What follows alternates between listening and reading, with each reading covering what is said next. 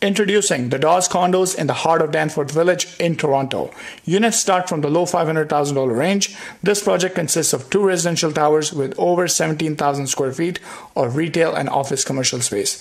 Only 600 meters away from the subway station, 8 minutes walk to the Danforth GO station, 13 minutes subway ride to Yonge and Bloor station, and only 22 minutes to Union Station by GO Transit.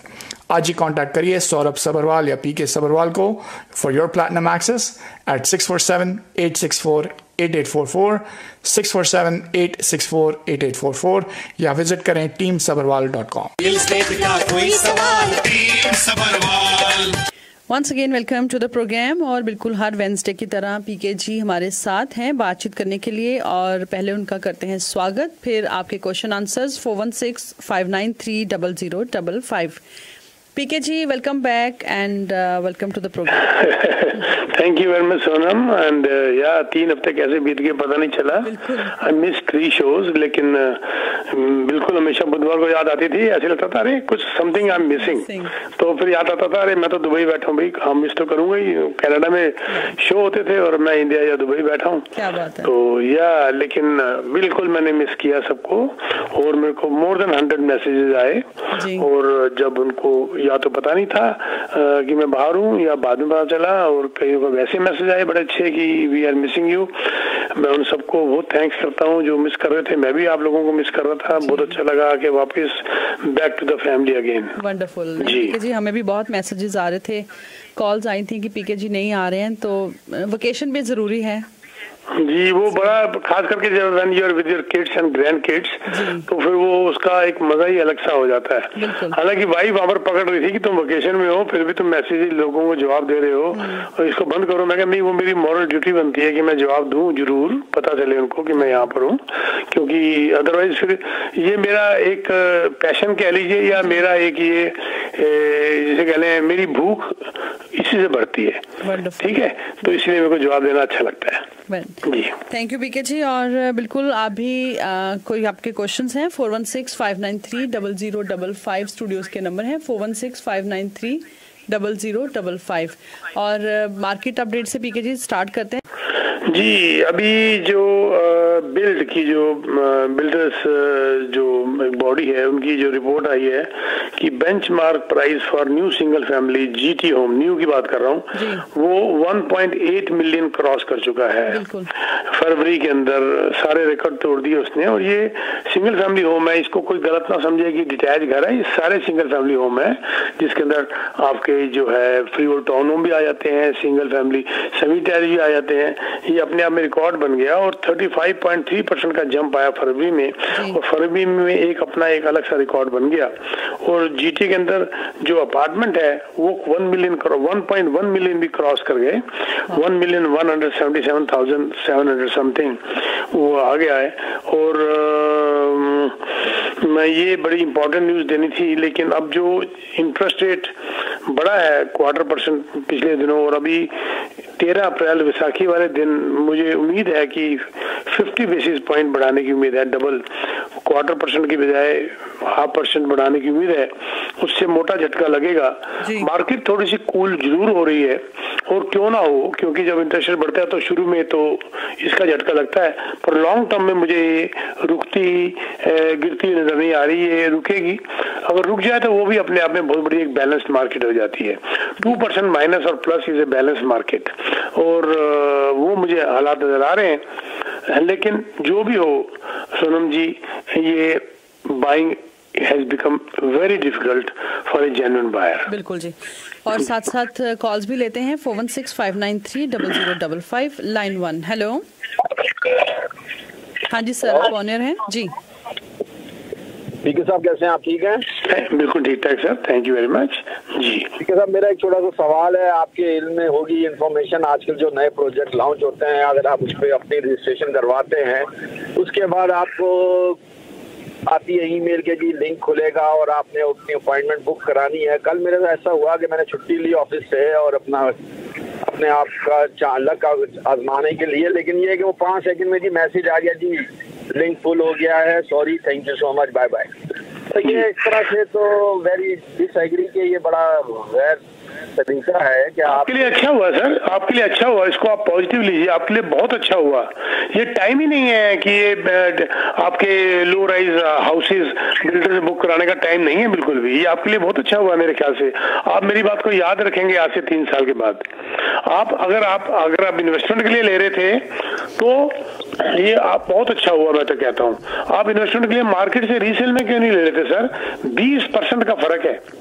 आप मुझे बताएंगे किस घर की बात कर रहे थे आप, कुछ प्रोजेक्ट की, या थोड़ा कीमत बता दीजिए मुझे सिर्फ। एक प्रोजेक्ट अभी लॉन्च हो रहा है वुडस्टॉक के पास, बिल्डर भी अच्छा है और क्लोजिंग उसकी 23 के एंड में है, तो प्राइस भी अच्छी थी। लेकिन ये है कि मेरा नहीं, एक मिनट नोट करिए सर, एक मिनट नोट हो।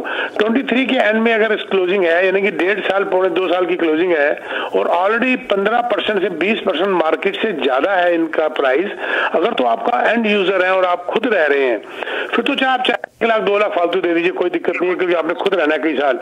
लेकिन अगर आप इन्वेस्टमेंट के लिए ले रहे थे तो मेरे ख्याल से मार्केट से रीसेल में लेना आपको सस्ता पड़ेगा। इस पे मैंने सोचा नहीं था, लेकिन ये कि उसकी 100% सर, अगर आप मिलियन का ले रहे थे तो मार्केट में सेम आपको 8 साढ़े 8 लाख का मिल जाएगा। और आप ब्रांड न्यू घर लेके टेनेंट को दे रहे हैं खराब करने के लिए, या तो खुद, भाई मैंने कहा ना, अगर आप खुद रह रहे हैं तो बात अलग है। लेकिन इन्वेस्टमेंट के लिए आप मार्केट से रीसेल से लीजिए, 2 टेनेंट वाला लीजिए, ROI रिटर्न ऑन इन्वेस्टमेंट आपकी ज्यादा बेटर हो जाएगी। और हम आपको लेके देंगे, हमें कांटेक्ट करिए, हम आपको बताते हैं कैसे करना है, क्या करना है। बहुत लोग खुश हैं। ठीक है सर जी। पीके जी, ये इंटरेस्ट रेट जो बढ़ा है और आगे भी इंटरेस्ट रेट बढ़ने के चांसेस हैं, next month we are expecting, तो फर्स्ट टाइम होम बायर के लिए तो already it's like so difficult to buy a house, तो फिर क्या होगा उनका, मतलब कैसे वो घर बाय करेंगे? बड़ा इंटरेस्टिंग एक क्वेश्चन आपका। देखो, 0.25% बढ़ गया जी, राइट, और अगर 50 बेसिस पॉइंट और बढ़ जाता है तो 0.75 हो गया। बिल्कुल। देखो, अभी आपको मैं एक इंटरेस्टिंग आपको देता हूँ रिपोर्ट फ्रॉम नेशनल बैंक जी।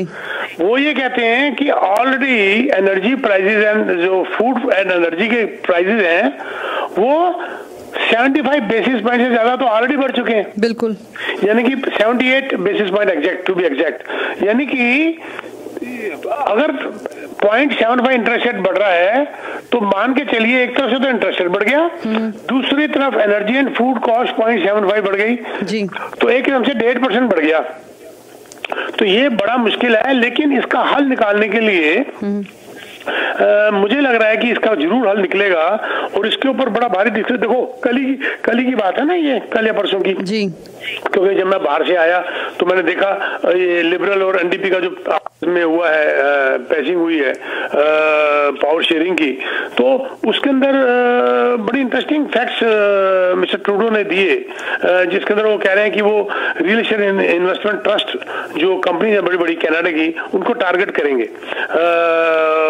और वो बड़ी बड़ी कंपनियां, 4-5 नाम तो मैं आपको भी दे सकता हूँ, ब्रॉडवॉक है, इंटर रेंट है, मिंटो अपार्टमेंट्स हैं, कैनेडियन अपार्टमेंट प्रॉपर्टीज रेट, ये सब इनको टारगेट करेंगे। बड़ी सी बात है। दूसरी तरफ वो उनका ये भी मानना है कि वो फर्स्ट टाइम बायर के लिए जैसे अमोर्टाइजेशन की बात हो रही है, सिंपल सी बात है।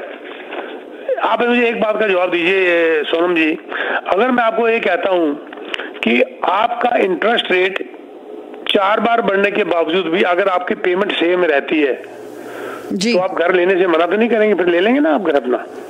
मान लीजिए आपकी पेमेंट 2000 थी और 4 बार इंटरेस्ट रेट बढ़ने के बाद आपकी 2000 से बढ़ के 3000 हो जाती है, तो आपके लिए मुश्किल पड़ जाती है। लेकिन अगर वो 4 बार इंटरेस्ट रेट बढ़ने के बाद पेमेंट आपकी 2000 ही महीने की रहती है, तो फिर तो आपको कोई ज्यादा टेंशन लेने की जरूरत नहीं है ना जी। बिल्कुल बिल्कुल। अब उसके लिए सबसे बड़ा एक हथियार है अमोर्टाइजेशन। जो आपने पैसे 25 साल में वापस करने हैं, अगर वो बढ़ा के 35 साल कर दिए जाएं, 40 तो छोड़ो 35 ही कर दिए जाएं, तो आपकी पेमेंट के ऊपर ज्यादा असर नहीं पड़ता। तो ये अमोर्टाइजेशन जो है, ये ज्यादा लंबी बात तो है नहीं, ये 2011 की बात है ना, सिर्फ उससे पुरानी बात तो है नहीं। 2011 में जब 35 साल से अमोर्टाइजेशन को घटा के जब इन्होंने मेरे ख्याल 30 साल किया था, और उसके बाद फिर 1 साल के बाद ही उन्होंने शायद 25 साल कर दिया था, तो 10-11 साल पुरानी बात है, 12 साल पुरानी बात है, दोबारा वहां लेके आ जाए तो ये। हाँ, लेकिन यहाँ पर मैं एक बात जरूर कहना चाहूंगा सोनम कि ये फर्स्ट टाइम बायर या वो बायर जिनके पास घर नहीं है, क्योंकि फर्स्ट टाइम बायर और जिनके पास घर नहीं है उनके लिए किया जाए। इन्वेस्टर्स के ऊपर मेरे को लगता है लगाम खींच दी जाए कि 25 साल से ज्यादा अमोर्टाइजेशन ना देंगे तो मेरे को लगता है कि इससे बड़ा फर्क पड़ेगा। एक हथियार है बस, वही है अमोर्टाइजेशन, अदरवाइज तो ये इंटरेस्ट रेट बढ़ना। देखो सोनम, एक बात बड़ी क्लियर है जी, इंटरेस्ट रेट से बायर नहीं घबरा रहा, बायर प्राइस से घबरा रहा है जी। प्राइस अगर रुक जाते हैं तो बायर फिर भी मार्केट के अंदर है। बिल्कुल, इंटरेस्ट रेट का फर्क इसलिए नहीं पड़ रहा क्योंकि आपकी अप्रूवल तो अभी भी 5.25 पे चल रही है ना, जबकि इंटरेस्ट 2.25 है जी। इंटरेस्ट 2.25 है। हाँ देखो, मैं आपको एक कैलकुलेशन देता हूँ बड़ी सिंपल सी। अब जो 2.25 की जो मैंने बात करी, अगर ये आपकी स्ट्रेस टेस्ट को भी 5.25 को अगर हटा दें या उसको कम कर दें तो आपकी बाइंग पावर में बहुत ज्यादा फर्क पड़ जाता है। फॉर एग्जांपल, एक आदमी मान लीजिए उसकी इनकम अप्रूव करती है 5 लाख की मॉर्गेज के लिए जी, विद 2.25% इंटरेस्ट। अगर वो क्वालिफाई होता है 5 लाख की मॉर्गेज के लिए, लेकिन उसको अप्रूव किया जाता है स्ट्रेस टेस्ट के साथ 5.25 के साथ। तो जैसे ही 5.25 लाते हैं तो उसकी जो अप्रूवल है 5 लाख से कम होकर 4 लाख रह जाती है जी। अब वही इनकम, वही सब कुछ, और स्ट्रेस टेस्ट ने उसको मार दिया। अब स्ट्रेस टेस्ट जो लाए थे, ये बात है मेरे ख्याल 2016 की बात है, जुलाई 2016 की बात है, जब ये OSFI ये लेके आए थे। ये जब उनको खतरा हुआ था कि प्राइस आग लग रही है और प्राइस और बढ़ जब गिर जाएंगे तो ये लोग दे नहीं पाएंगे, तो उनको स्ट्रेस टेस्ट लेके आए थे। और 2017 में फिर मार्केट नीचे आई भी थी, जो कि दोबारा ये हालात होते नजर आ रहे हैं कि मार्केट कूल डाउन होगी। पर ये मत सोचिए कि मार्केट 10-15% गिर जाएगी, it will be balance market. जब ये 2016 में लाए तो तब टाइम कुछ अलग था जी, लेकिन अब ऑलरेडी प्राइस इतने ज्यादा हो चुके हैं कि ये स्ट्रेस टेस्ट इतना मायना नहीं रखता, इसको थोड़ा लूज किया जाए। और जैसे 2016 में तो लाए थे ये इंश्योर्ड मॉर्गेजेस के लिए, और 2017 अक्टूबर में लेकर आए थे ये लोग कन्वेंशनल मॉर्गेज, जिसमें 20% डाउन पेमेंट भी आप कर रहे हैं जी। तो उनके ऊपर भी रूल लागू कर दिया। लेकिन अगर इसको थोड़ा ईज किया जाए तो आपकी बाइंग पावर में फर्क नहीं पड़ेगा और मार्केट रुक रही है और आप खरीद सकते हैं। पर इसमें चाह चाहिए आपको, आपकी एक वो चाहिए, एक लगन चाहिए काम करने के लिए। क्योंकि भाई एक सीधी बात है, एक आदमी जो है ना क्वालिफाई कर रहा है जी इनकम, लेकिन एक पॉइंट तक, लेकिन प्राइस बढ़ गया उस पॉइंट से ज्यादा, तो बेचारे की क्वालिफिकेशन भी काम नहीं आ रही। वेरी ट्रू जी। And will take calls 4165930055। Next call. Hello hello. हाँ जी सर। जी sir, good afternoon. PK ji, Sonam ji कैसे हो? जी ठीक है सर। हाँ जी थैंक यू जी। पीके जी, क्वेश्चन है कि मेरा मॉर्गेज रिन्यूअल हो रहा है जुलाई में। हाँ जी, तो अभी से रिन्यूअल करना चाहिए या अभी वेट करना चाहिए? आप पहले देखो ना आपको ऑफर क्या कर रहे हैं। जी जी, आप ये तो पूछो ना उनसे कि अभी आप तो जुलाई में, अगस्त वालों को भी लेटर आ चुके हैं, जो अगस्त में जिनका रिन्यू उनको भी लेटर आ चुके हैं रिन्यू के लिए। आप उनसे पूछिए आपको दे क्या रहे हैं इस वक्त। फिर मेरे से बात करिए, मेरा नंबर नोट कर लीजिए, मेरे से बात कर लीजिए और फिर मैं आपको गाइड कर दूंगा। रिन्यू पहले करने में कोई इतराज नहीं है, हम भी करते हैं। अगर हमें अच्छा प्राइस मिल जाता है आज तो आप देखिए आपको क्या ऑफर कर रहे हैं, फिर मुझे बताइएगा। ठीक है जी, thank you. And next call. Hello जी, thank you to having me Sonu ji. Welcome sir. Question है जी सर। मैंने एक इन्वेस्टमेंट के लिए प्रॉपर्टी बाय परचेज की। मेरा फैसला आई डोंट नो कि गलत है या सही है। मैं सोच रहा था कि रीसेल में लूं, लेकिन जब मैंने वहां से प्राइस चेक की, more than 100 million close to the Whitby area, लेकिन वो जो भी देख रहा था उसमें मैं डर रहा था कि टेनेंट आएंगे, उसमें रिपेयर होगी नहीं होगी, इस तरह की प्रॉब्लम जी। लेकिन के बाद फिर ऑल ऑफ सडन मैंने माइंड चेंज किया, मैंने बुक करवा दिया। लेकिन वो फायर रूट था किसी बिल्डर का, उसमें बाकी ऑक्यूपेंसी हो चुकी थी। 1.25 की मैंने semi detach, 1 garage, 4 garage parking. कितना स्क्वायर फीट है जी? जी जी, कितने स्क्वायर फीट है? अबाउट 1900। और उसमें कार की पार्किंग है ड्राइवे में, जो पोजेशन है वो इट विल बी अगस्त 30। अगस्त? जी इसी साल। इस साल? जी जी जी। तो वो क्वेश्चन मेरा है कि मैंने 2 महीने पहले बुक कराया है, तो वो एक उन्होंने 2 घर फायर रूट के लिए रखे हुए थे, उसमें से एक ले लिया मैंने। अब जो प्राइस इंटरेस्ट रेट की देख रहा हूँ वो तो मैं डर रहा हूँ कि how can we can manage. आप क्या प्लीज एडवाइस करेंगे? नहीं, मैं तो पिछले 6 महीने से बोल रहा हूँ सोनम जी, आपको याद होगा मैं तो पिछले 6 महीने से बोल रहा हूँ कि अभी आप शॉर्ट क्लोजिंग वाले घर ना लीजिए। शॉर्ट मैंने भी बड़ा क्लियरली बोला है सर कि शॉर्ट क्लोजिंग, मैंने तो ये कहा था कि 2023 तक भी अगर क्लोजिंग है तो आपने इस साल बुक नहीं कराना, क्योंकि एक साल के अंदर इतने प्राइस नहीं बढ़ जाएंगे जितने आप महंगा ले रहे हैं इस वक्त। और इंटरेस्ट रेट आपको ROI देगा ही नहीं, रिटर्न ऑन इन्वेस्टमेंट में देगा ही नहीं आपको इंटरेस्ट रेट जिस हिसाब से बढ़ रहा है। ये सर 7 बार मेरे हिसाब से इंटरेस्ट रेट बढ़ेगा 2023 तक। एक बार बढ़ चुका है 1/4%, यानी कि मेरे को उम्मीद है 1.7% तक इंटरेस्ट रेट बढ़ जाएगा।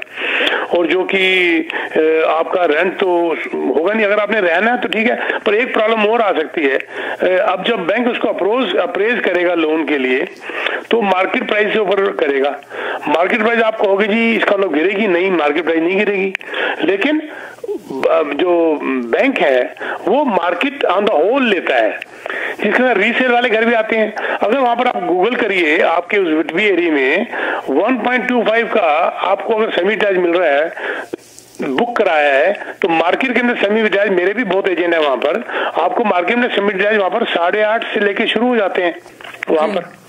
तो बैंक जब उसको अप्रेज मान लीजिए, मैं डरा नहीं रहा आपको, लेकिन अगर बैंक ने उसको अप्रेज किया 1.1 मिलियन का, तो आपको जो अपनी डाउन पेमेंट करनी है जिसके लिए आप क्वालिफाई हुए हैं, उसके ऊपर 1,50,000 आपको और देना पड़ेगा बैंक को।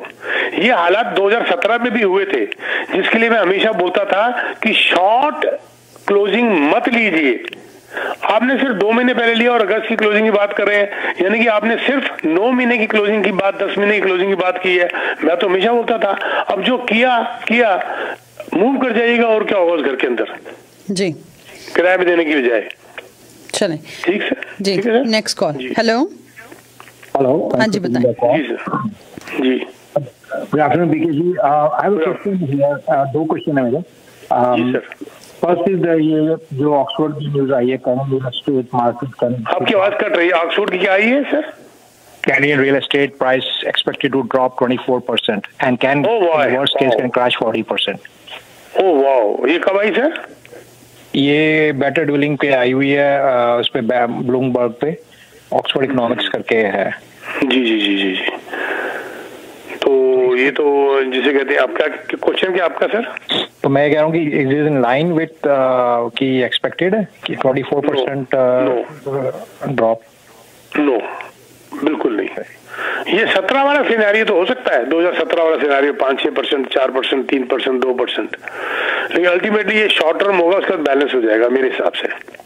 अल्लाह से हालात कुछ और जो बिगड़ गए रशिया यूक्रेन के, और अल्लाह से जो है जैसे आपकी एनर्जी कॉस्ट, फूड कॉस्ट वगैरह, इन्फ्लेशन कंट्रोल काबू में नहीं आ रही हो, अल्लाह से जिसे कहते हैं आपे से बाहर हो जाए, या बैंक ऑफ कनाडा जल्दी डिसीजन लेना शुरू करे। जैसे bank of Canada already late है, उसको 4 महीने पहले, 5 महीने पहले इंटरेस्ट रेट बढ़ा देना चाहिए था, लेकिन वो लेट हो गए। तो अब वो झटके से अगर 50 बेसिस पॉइंट बढ़ाएंगे तो हो सकता है मार्केट तो और खराब हो जाए, पर ये 24 से 40% तो मैं बिल्कुल उम्मीद नहीं करता जी।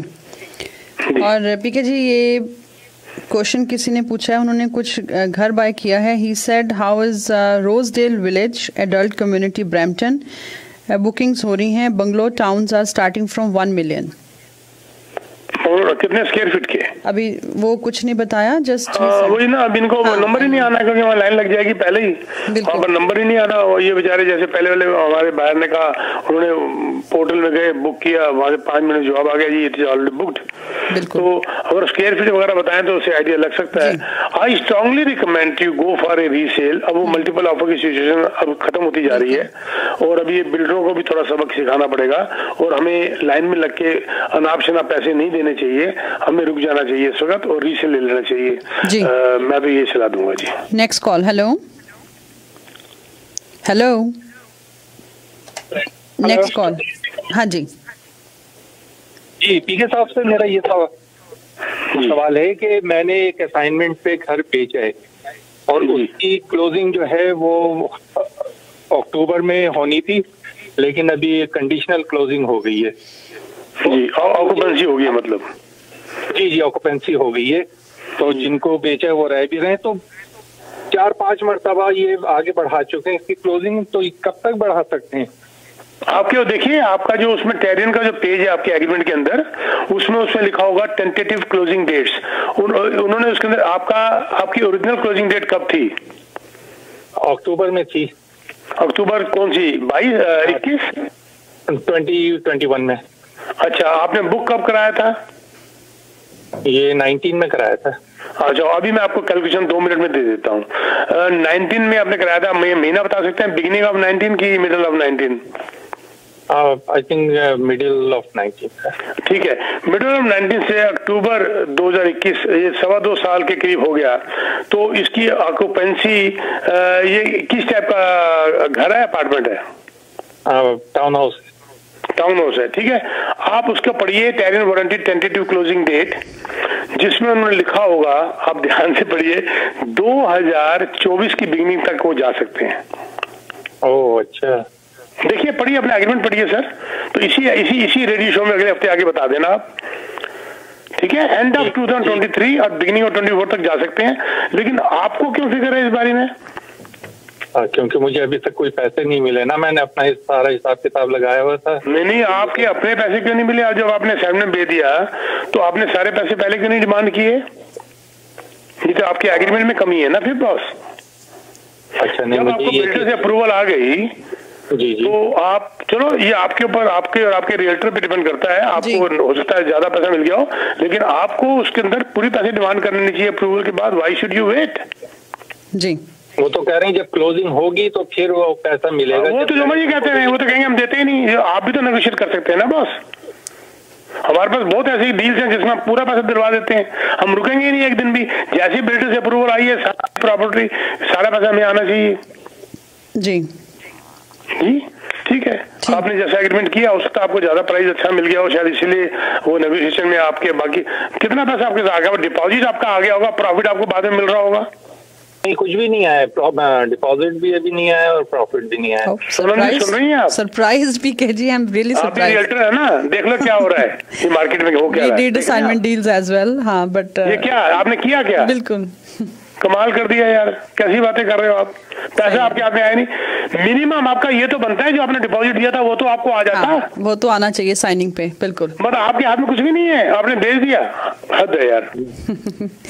चलो, God bless. Thank you PK जी, बहुत बहुत शुक्रिया। इट्स वेरी नॉलेजेबल सेगमेंट थी, और टाइम का मैं हमेशा कहती हूँ पता नहीं चलता, मुझे लगा था अभी सेगमेंट शुरू की है and it's almost finish time. Thank you Sonam ji. और मैं बस ज्यादा कहूंगा, for any real estate need, आप काम करने के बाद मत पूछिए, काम करने से पहले पूछिए, तो आपको बहुत कुछ सीखने को मिलेगा। 647-299-4757। आई रिपीट, 647-299-4757, और यू कैन विजिट teamsabarwal.com। आप उसके किसी भी रियल्टर जाके बात कर सकते हैं, सबको नॉलेज है, न्यूजन के सब रियल्टर एक्सपर्ट हैं। ट्रेनिंग, कल भी हमारी ट्रेनिंग चल रही है। टीम सबरवाल के जितने हमारे कोर मेंबर्स हैं, हमारे टीम सबरवाल के एजेंट्स बहुत नॉलेज रखते हैं। आप teamsabarwal.com पे जाएंगे, आपको उनका सारा प्रोफाइल आपके सामने आ जाएगा। किसी से भी बात करिए, I stand behind them. Thank you very much जी। थैंक यू पीके जी, शुक्रिया जी।